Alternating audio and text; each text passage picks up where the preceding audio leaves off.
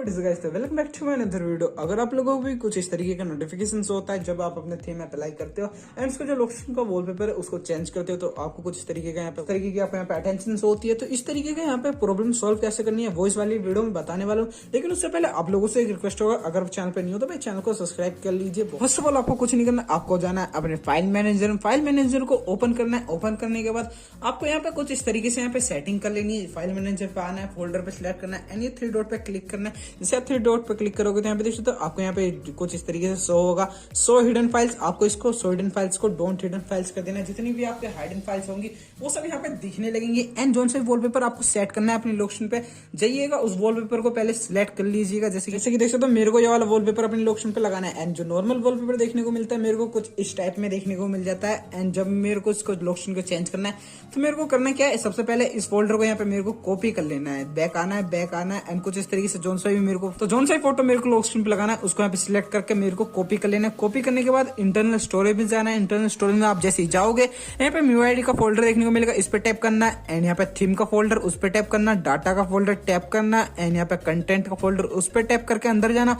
And यहाँ पे आपको लॉक स्क्रीन ढूंढने, आपको लॉक स्क्रीन देखने को मिलेगी, एक होगी लॉक स्टाइल, एक होगी लॉक स्क्रीन।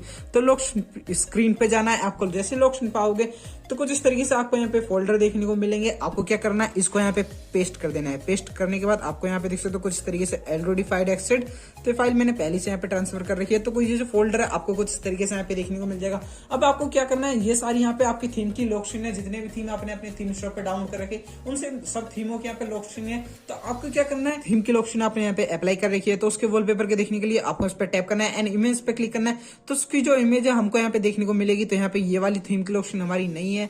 जोन सा भी आपको यहाँ पे सिलेक्ट, जोन सा भी थीम आपने अप्लाई कर रखा है पहले ये सब यहाँ पे क्लिक कर लें। तो देख सकते हो ये जो लॉक स्क्रीन का वॉलपेपर है जो मेरे लॉक स्क्रीन पे यहाँ पे अप्लाई है, मैं आप लोगों को दिखा देता हूँ। इसके बैकग्राउंड में देखना, ये सब यहाँ पे विजिट में देखना, बैकग्राउंड में देख सकते हो क्लियरली यही वॉलपेपर मेंशन है। वॉलपेपर को मैं टैप करता हूँ एंड टैप करने के बाद मैं यहाँ पे इस पे मोर के ऑप्शन पे क्लिक करूंगा। यहाँ पे रीनेम पे क्लिक करूंगा। रीनेम पे क्या करना है, पहले तो फर्स्ट ऑफ ऑल मेरे को ये सारा सिलेक्ट कर लेना है इजिली। मैं इस पे टैप करता हूँ एंड ये जो सारा सिलेक्ट कर लेता हूँ, सिलेक्ट ऑल एंड यहाँ पे मैं इसको कर लेता हूँ कॉपी।